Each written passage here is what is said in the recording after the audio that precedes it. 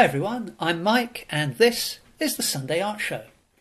So if you happen to see the video from last week, we were down at the coast and I did a quick sketch of the seascape, lots of different rocks and cliffs, but the only materials I used were some mixed media paper, a black watercolour marker, and then a clean damp brush to kind of move the watercolour around a bit.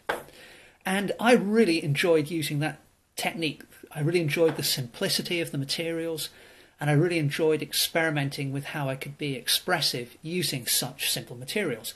So what I thought I'd do this week is take the same technique and see if I can just do a quick 7 or 8, maybe 10-minute study of an animal. So this week we're actually drawing a cheetah, and as I mentioned, I'm using A4 mixed media paper, and I've got my lamp black watercolour marker, and I'm just putting down some quick gestural lines to depict this cheetah walking from right to left.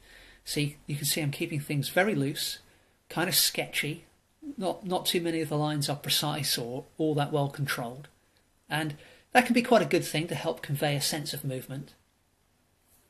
I've got some structure around the shoulder. You can see I've just put in a few circles there to help convey that that's a joint.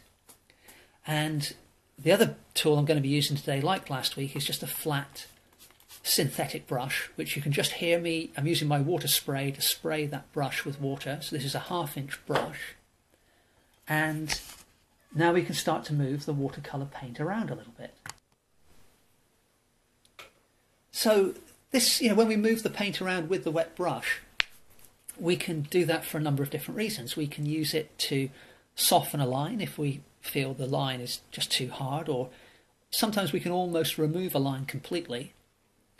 Other times you can just drag some of the pigment into certain areas to create regions of tone. And that's what I'm doing here at the moment. You can see I'm just starting to block in the head of the cheetah. And at this stage what I'm doing is I'm still, in my mind's eye, I'm trying to look at this rather complex animal and think of it as a series of simple shapes. And having done that with the line work, I'm now just looking and thinking, well, where are the main areas of shadow? And what shapes are those shadows? And by doing that, by keeping things very simple at the beginning, I typically find that that makes things quite efficient in terms of depicting a complex subject. Now, the other thing I'm doing, just like when I paint with acrylic, is I'm being aware of the direction of my brush strokes. So, for example, on the hip of the animal there's a shadow over the top of the hip, and you can see that that brush stroke was curved, as is the one coming down the front of the hip as well. Now I'm using some of the watercolour that's left on my brush to just start to depict some grass. So this particular cheetah is walking through some long grass.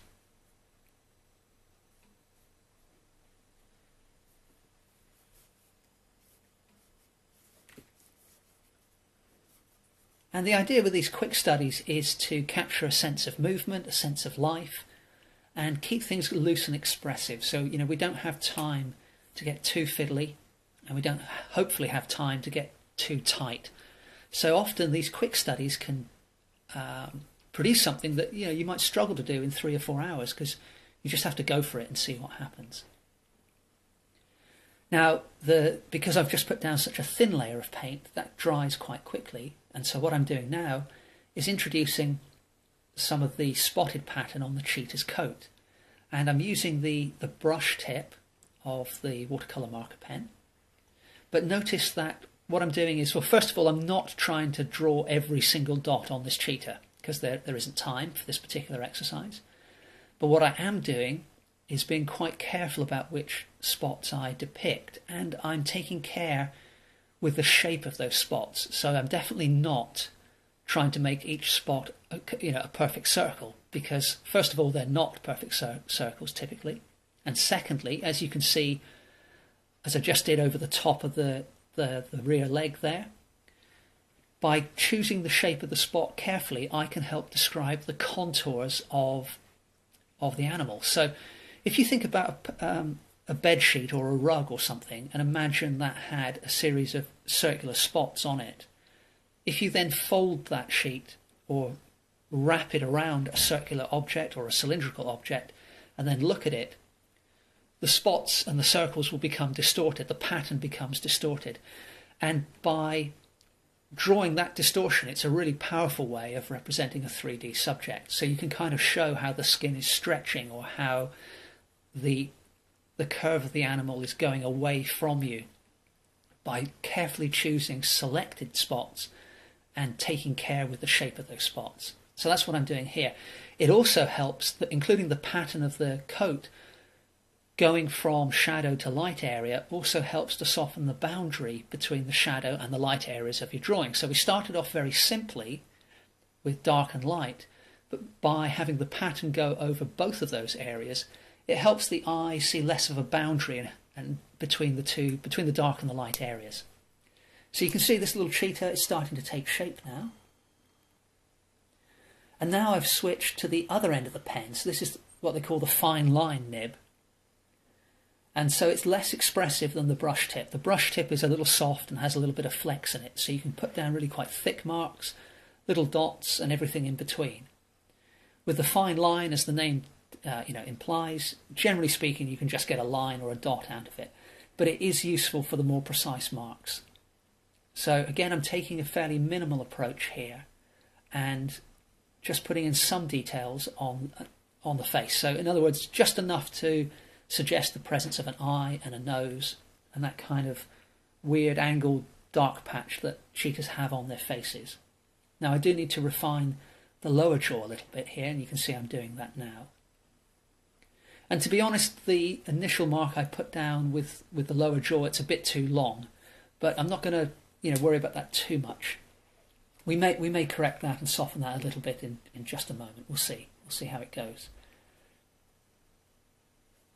But back in with the brush now, and I have decided to just soften that initial mark just a bit. But you can see that's lifted off quite well. I haven't had to scrub very hard there on the paper. And now that I've done it, I can see, yeah, that was definitely the right thing to do.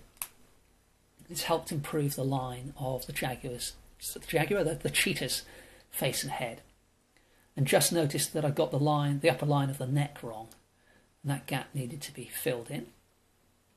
That's helped improve the line of not just the neck, but also the entire back. He looks far more connected now, and like he's prowling forward.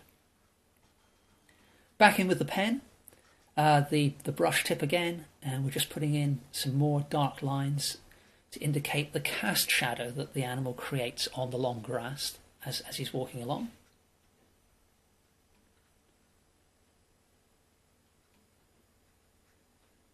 Just adding in a bit more depth to some of the shadows on the body as well.